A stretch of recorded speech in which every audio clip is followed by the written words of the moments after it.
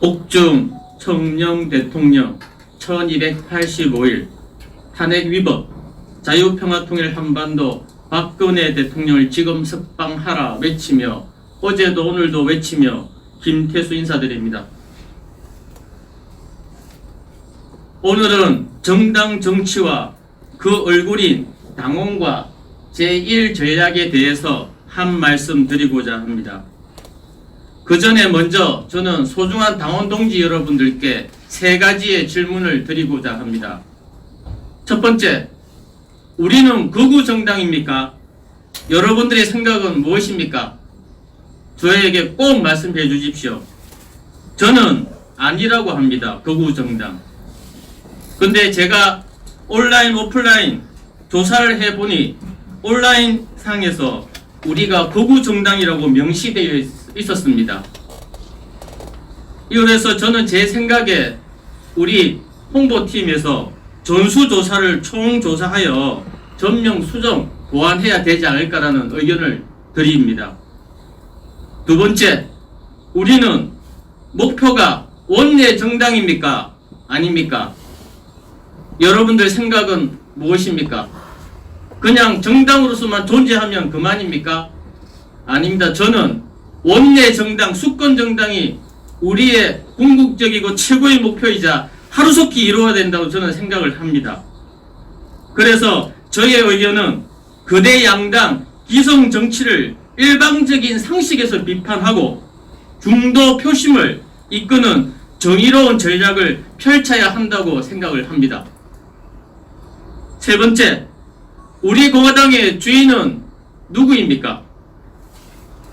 여러분들 생각은 어떠하십니까? 여러분들이 주인이라고 생각하십니까? 아니면 우리 공화당이 주인이라고 생각하십니까? 아니면 조원진 대표님이 주인이라고 생각하십니까?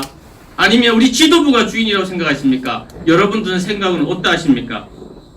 저의 생각은 주인이 된다 한다면 예의를 갖추고 언행해야 된다고 생각을 합니다.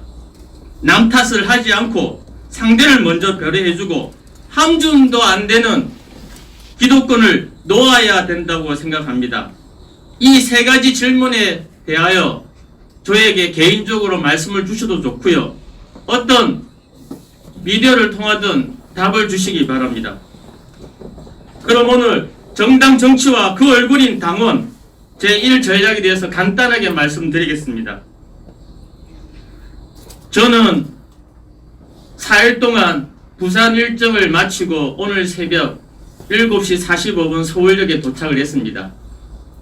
어제 새벽까지 저는 우리 공화당의 열정적이고 열심히 하시는 책임 당원 한 분과 마지막으로 소주 습장을 기울이며 우리 공화당에 대해서 논하고 왔습니다.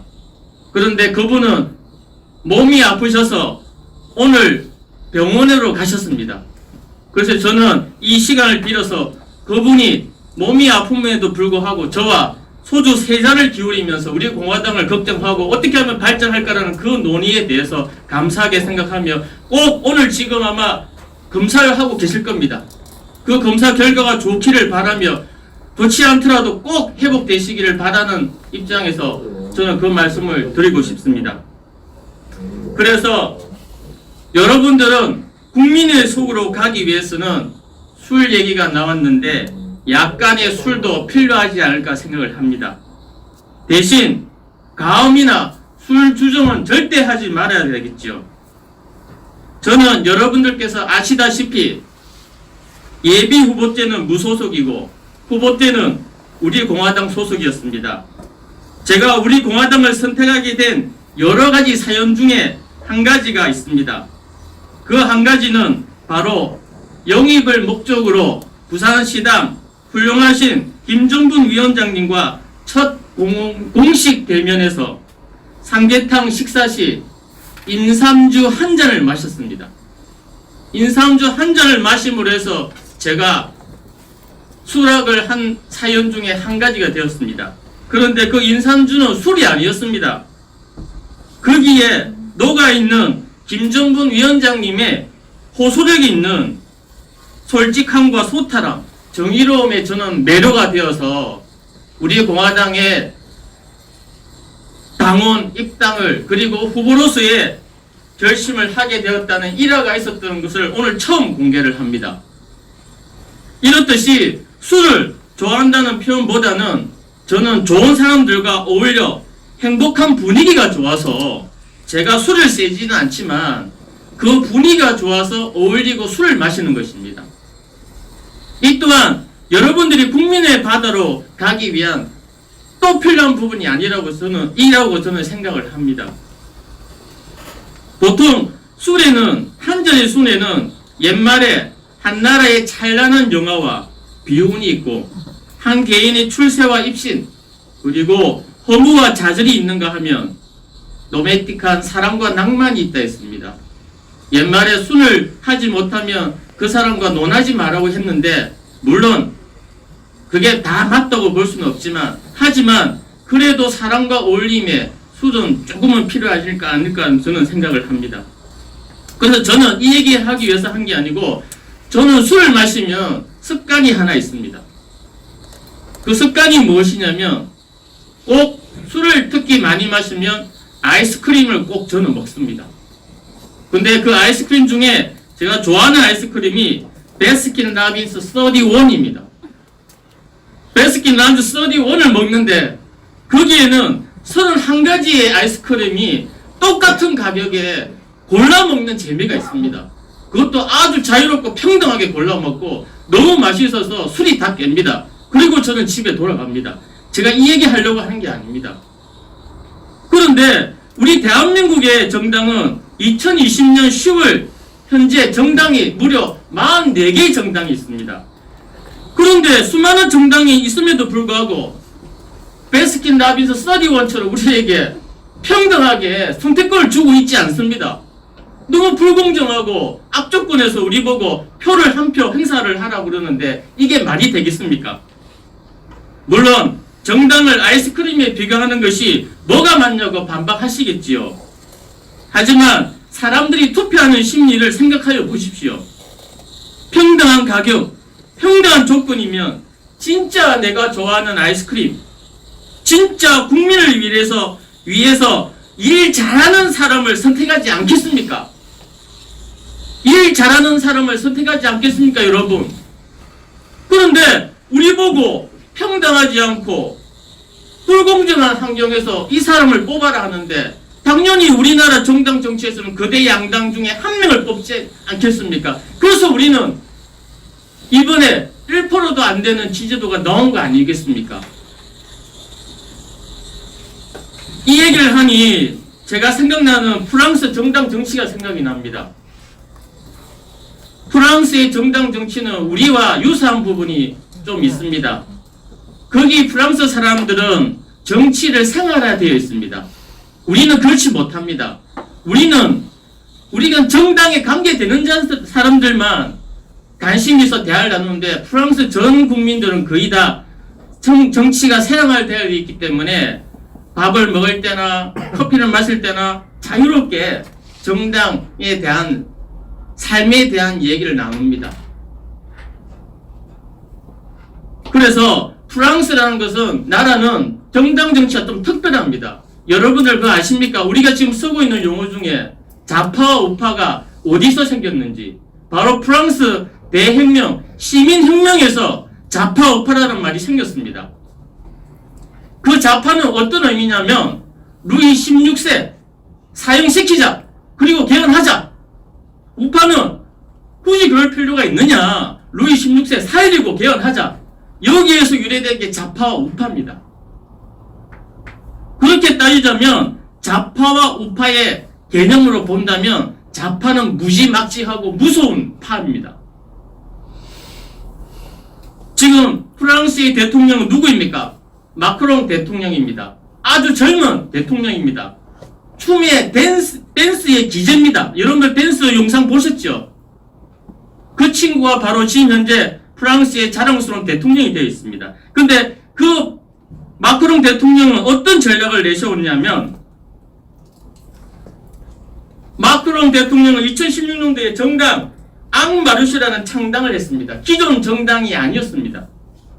그리고 2017년 프랑스 대통령 선거 정당 후보에 처음 출마하여서 2017년 5월 7일 제25대 대통령 선거에 당선되었습니다. 이 말은 뭘 의미하냐면 그 역사가 오래된 300년, 200년 된 프랑스 정당 정치에서 그 유수하고 당당하고 권위 거대한 정당들을 제끼고 새로 창당된 후보자가 대통령이 된 것입니다. 그 대통령이 되기까지 그 성령 어떤 걸 전략을 썼느냐? 마크롱은 얘기했습니다. 나는 좌우파를 가르는 중도 정당 정치에 대해서 나는 좌파도 아니다. 그리고 우파도 아니다. 기존 정치에 맞서 민주혁명을 일으키겠다라고 주장하면서 중도 표심을 다 끌어모았습니다. 사표까지 끌어모았습니다. 그리고 좌파 우파의 표까지 끌어모아서 압도적으로 프랑스의 훌륭한 대통령이 되었습니다. 우리 또한 그 교훈을 삼아서 우리도 그런 전략이 필요하지 않나 싶어서 제가 오늘 이 시간 말씀을 드려보았습니다. 제가 마지막 일정이 소주 3잔을 기울이면서 제가 또 생각을 해냈는데 뭐냐면 당원에 대해서 생각을 해보았습니다. 지금 우리는 저도 4일 동안 부산 일정으로 여러 곳을 여러 정당 활동을 하면서 느낀 것 중에 하나는 우리가 서명대에서 당원을 접수를 받습니다. 일반 당원과 책임 당원. 그래서 저는 제일 중요한 것이 저는 놓치고 있다고 봅니다. 그것이 바로 무엇이냐. 당원을 받을 때 좀 더 디테일하게 1대1 형태로 세밀하게 그분과 대화를 나누고 진정한 당원을 받아야 되는데 그렇지 못한다는 점입니다. 그리고 당원을 받았으면 쭉 계속 관리가 되어야 되는데 제가 보기에는 관리가 지금 이루어지고 있지 않은 것 같습니다. 제가 지금부터 보고 드리겠습니다. 간단하게. 저는 지난날 우리 공화당의 서구 동구의 조직위원장으로 임명을 받았습니다. 그리고 제 일가 메인 작업과 동시에 조직위원장으로서 어떻게 해야 될지 고민을 하면서 170명이라는 명단을 받아서 제 나름대로 어떻게 규합을 할까 준비를 했습니다. 그래서 저는 1단계로 170분에게 제가 직접 스스로 170분에게 문자를 다 보냈습니다. 그런데 놀라운 사실이 있습니다. 170분한테 보냈는데 딱 5분 정도만 답이 왔습니다. 그리고 그 다음에 제가 카카오톡 그룹 채팅방을 또 만들어서 170분을 다 초대를 했습니다. 놀라운 사실이 또 벌어졌습니다. 아무도 답이 없었습니다. 단 7분만 저한테 답이 오셨습니다. 그리고는 바로 다 빠져나가고 지금 현재 카톡방에는 41분의 책임 당원이라는 분이 남아 계십니다.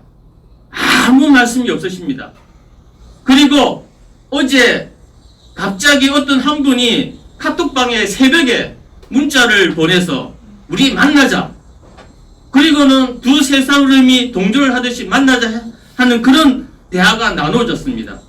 저는 그냥 지켜보고 있었습니다. 이걸 뭘 의미하겠습니까? 제가 받은 170명의 명단이 죄송스럽지만 과연 책임 당원의 명단이라고 볼 수 있다고 저는 생각하지 않습니다. 그 책임은 저에도 있고 우리가 관리 못한 그 부분도 있다고 봅니다. 이게 부산의 서구 동구의 예지만 이걸 전국으로 봤을 때는 과연 어떻게 관리를 해야 될지 우리는 받는 것이 능사가 아니고 받았으면 그 한 분 한 분을 잘 관리하는 부분에 정책을 펼치는 것이 우리가 외연 확장이 제일 중요하지 않다는 건 아니냐고 저는 생각을 합니다. 그래서 저는 우리 당원 동지 여러분들은 정당의 뿌리입니다. 당원이 없으면 정당이 존재하지 않습니다. 지금 우리 공화당이 마무리하세요. 살아남을 수 있는 부분은 당원이 있기 때문에 살아남을 있다고 봅니다. 그래서 여러분들이 당원을 주변에 있는 당원을 내 가족처럼 안아주시고 감싸주시기 바랍니다. 이상입니다.